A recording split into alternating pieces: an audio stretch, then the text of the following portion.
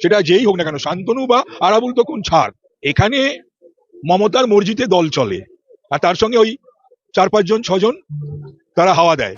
দলটা তো mixed fried rice. এই দলের মধ্যে না সংবিধান না নীতি আদর্শ সেগুলো তো নেই। তৃণমূল একটা আশ্চর্য দল। যদিও এই দলটায় আমি ছিলাম 23 বছর।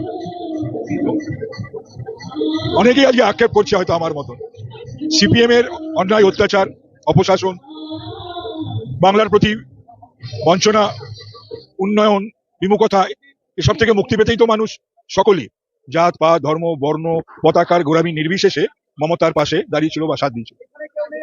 তারা সকলেই আজকে আক্ষেপ করছে। যেমন আমি পাপের প্রায়শ্চিত্ত করছি, ভুলের মাসুল দিচ্ছি। জীবনে 23-23টা বছর তো চারটিখানি কথা নয়। তারপরে এই 13 বছর ক্ষমতায় আসার পরেও দেখলাম বহুবার বহু কিছু বলেছি, কাকস্য পরিবেদনা।